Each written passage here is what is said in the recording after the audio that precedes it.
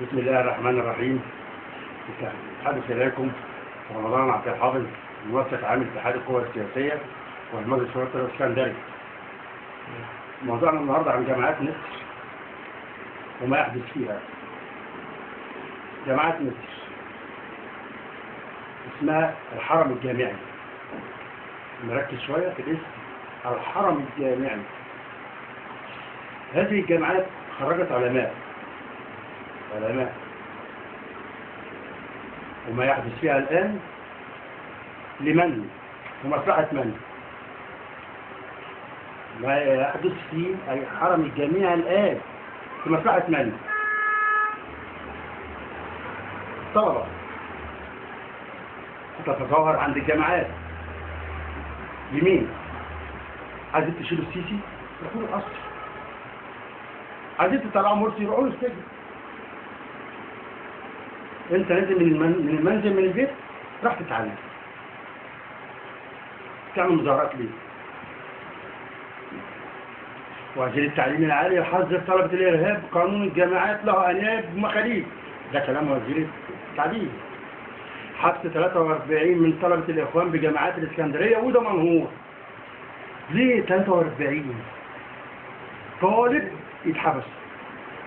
انت يا اخواني بتعمل مظاهرات عند الجامعه وروح عمال تعدل بالمولوتوف وتعدل بتعمل. انت راح بكتب، راح تتعلم، راح تتخرج جمعيه العلماء.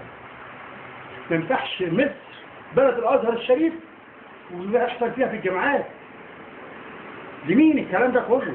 انا بقول لجميع الطلبه اللي عايز حاجه يروح لصاحبها. انت عايز تشيل مرسي روح له. انا بقول لك عايز تشيل روح له الاتحاديه. عايز تطلع مرسي روح طلعه. الحرم الجامعي اسمه الحرم الجامعي. في الامس ماشي قدام كليه الهندسه الاسكندريه، شباب جميل، شباب حلو، طلبه يتضرب بيها المثل. في ايد خافيه بتحركهم، مش هنقول بيتمونوا وبتاع، في ايد في الاخر يعني، في ايد خافيه بتتحرك الطلبه دي. وبعدين عايزين ايه؟ بس الحمد لله ماشيه في الطريق الصحيح وبالراحه، واحده واحده كده، والرئيس الراجل الطيب بيعمل عليه زياده. وبعدين الجامعات بتصرف عليها، الدوله بتصرف عليها، ما تبقاش الدوله بتصرف عليها وتكسرها وتدششها وتخبط في الجامعات. نرجو من الطلبه الهدوء التام. ركز في التعليم بتاعك. انا زعلت لما اتحبس 43 من طلبه الاخوان، حتى لو هم مسيحيين، دول طلبه. ليه اصلا اتحبسوا ليه؟ ركز في التعليم بتاعك. مهزله كانت موجوده بالامس قدام جامعه الهندسه،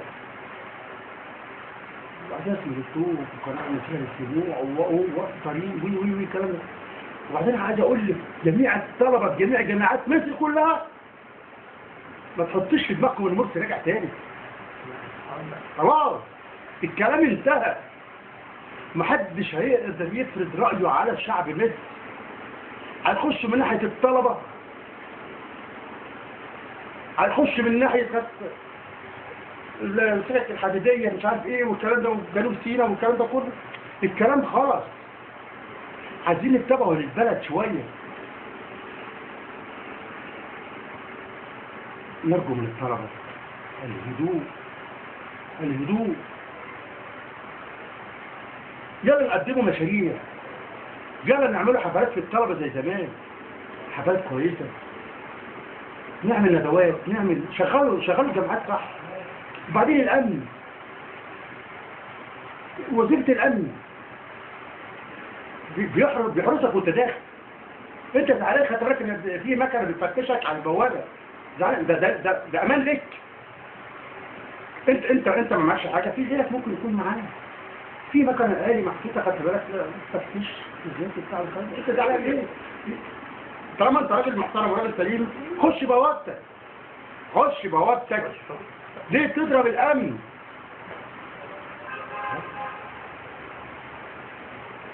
الايد اللي تتحرك داخليا وخارجيا. مش هنقول بقى يا اخوان او فلول او جهات اجنبيه، في ايد بتتحرك. بقول لطلبات الجامعه البوابات وامن البوابه لا يزعلك في شيء، ما تزعلش في حاجه. طالما انت راجل طالب محترم ومعاك كتب وداخل الجامعه مفيش حاجه على البوابه. سيب البوابه وسيب الامن وسيب المكن يتعامل. اللي بيتظاهر ويضرب البوابه ويضرب الامن والحراسه والكلام ده هو اللي بيعمل الغلط، هو اللي عايز الغلط. لكن طالما مش عايز غلط هيخش ويمشي. في تصوير وحذف طوب وي والكلام ده كله. الطلبه ينقذوا مصر. انا مش مع السيسي ولا مع مرسي، انا مع مصر. انا تهمني البلد دي. ما حدش يقول لي فترات من الطلبه وبتاع والكلام ده. لا ما تابع الاخوان ولا لا لا لا لا لا لا لا. انا مصر، بحب مصر، وحزين جدا في اللي بيحصل في الجامعات. الجامعات كانت زمان كانت حاجه يعني، الاستاذ كان ليه شنه ورنه. استاذ الجامعه ده كان حاجه كبيره. ما تجيش الطلبه 2 3 4 5 طلبه يملوا دماغ بقيه الطلبه ويبوظوا الدنيا. بعدين هيتعمل دراسه جديد. بعدين مش عارف انا يعني عاوزين ايه.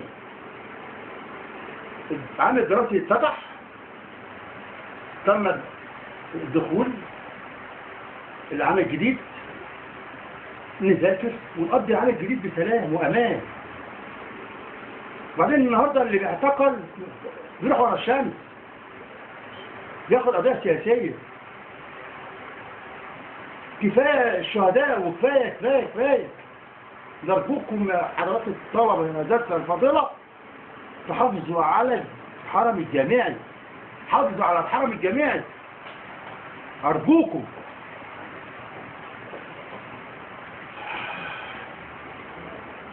حزين حزين.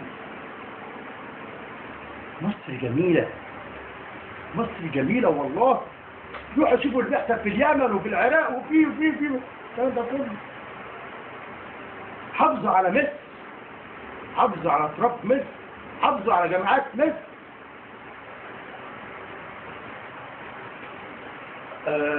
واشكر وزير التعليم العالي مجهوده